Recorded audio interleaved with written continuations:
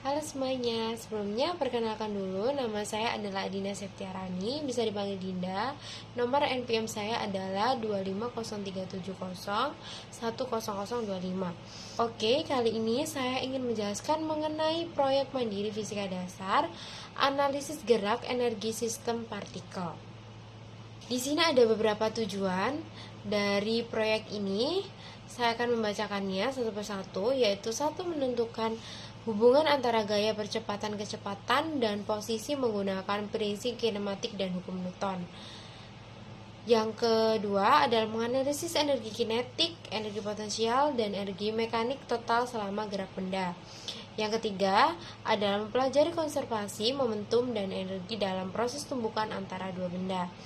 Yang keempat, menunjukkan pengaruh sudut bidang miring dan gerak sudut terhadap hasil energi dan momentum sistem. Yang terakhir adalah melakukan simulasi numerik di Excel untuk menampilkan tabel, grafik, serta analisis perilaku sistem secara kuantitatif.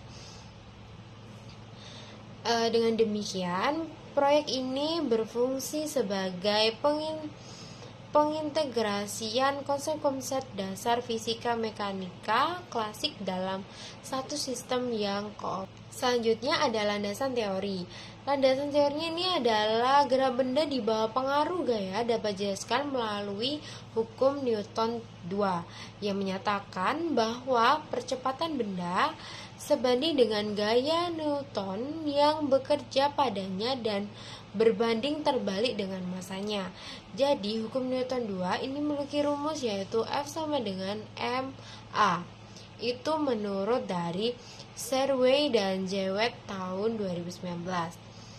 Sedangkan F sama dengan mg sin theta, dan bila terdapat gaya gesek kinetik, besar gaya gesek adalah F sama dengan mg cos theta. Dengan demikian, gaya resultan sepanjang bidang menjadi F tot sama dengan mg sin theta min umg cos theta, yang menyatakan bahwa percepatan konstanta sama dengan A sama dengan G dalam kurung sin theta min U cos sin theta, sedangkan energi kinetik benda diberikan oleh EK sama dengan 1/2 mv pangkat 2 mv kuadrat. Sedangkan energi potensial gravitasi adalah EP sama dengan mgh. Untuk total energi mekanik sistem merupakan jumlahan keduanya, yaitu error E tot sama dengan EK dan EP ditambah EP. Dalam sistem ideal tanpa gesekan atau gerakan, energi mekanik bersifat konstanta, yaitu menurut Young dan Friedman tahun 2020. Namun pada sistem nyata dan gesekan, sebagian energi mekanik berubah menjadi energi panas. Ketika benda pertama menumbuk, benda kedua, hukum kekalahan momentum menyatakan M1 F1 plus M2 F2 sama dengan M1 F2 F1 plus M2 F2. Selanjutnya adalah koefisien restitusi E mendeskripsikan sebagai elastis tumbukan tersebut.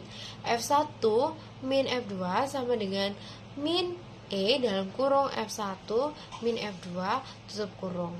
Jika E adalah 1, tumbukan elastis sempurnanya 0 lebih kecil daripada E, lebih kecil daripada 1. Tumbukan bersifat tidak elastis sebagian, dan jika E sama dengan 0, tumbukan tidak elastis sempurna. Dalam hal ini, kedua benda bergerak bersama setelah tumbukan. Selanjutnya, saya akan menjelaskan mengenai metode simulasi. Yang nomor pertama ada parameter sistem. Simulasi ini dilakukan menggunakan sistem dua benda yang bergerak dan berinteraksi melalui tumbukan. Sebagian elastik parameter yang digunakan dalam model tunjukkan pada tabel ya. Asumsi simulasi. Beberapa asumsi diterapkan untuk menyederhanakan sistem dan memudahkan perhitungan numerik. Asumsi yang dimaksud adalah sebagai berikut, yaitu 1.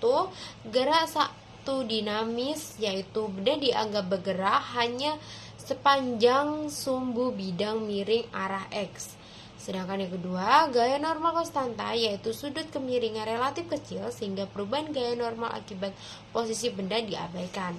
Yang ketiga, gesekan kinetik konstanta, yaitu koefisien gesek sama dengan 0,075, tidak bergantung pada kecepatan atau temperatur.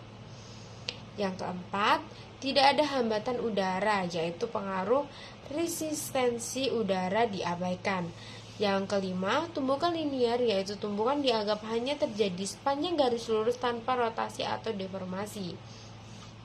Yang selanjutnya adalah bidang kaku dan tidak berubah bentuk, yaitu energi hanya berpindah antara gerak transisiasi, energi potensial, dan panas akibat gesekan. Yang terakhir adalah metode numerik ular digunakan untuk menghitung posisi dan kecepatan setiap langkah waktu. Kali ini saya ingin menjelaskan mengenai langkah simulasi.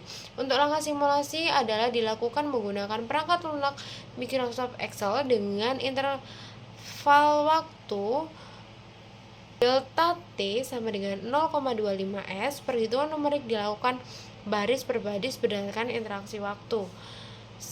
Untuk yang pertama adalah fase 1, gerak benda bidang miring. Yang pertama, buat tabel dari T sama dengan 0 sampai dengan T sama dengan 7 second dengan interval waktu yang sudah ditentukan. Yang kedua adalah hitung gaya resultan sepanjang bidang dengan formula F net sama dengan M1G sin theta min cos theta. Yang kedua adalah hitung percepatan dengan formula A sama dengan F net min M1. Yang keempat adalah hitung percepatan langkah waktu dengan formula Ft sama plus 1 sama dengan Ft plus A delta T.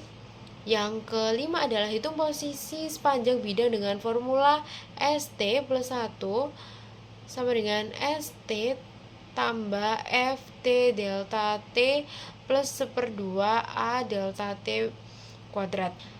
Selanjutnya adalah hitung tinggi vertikal dengan formula H sama dengan HO min S sin theta.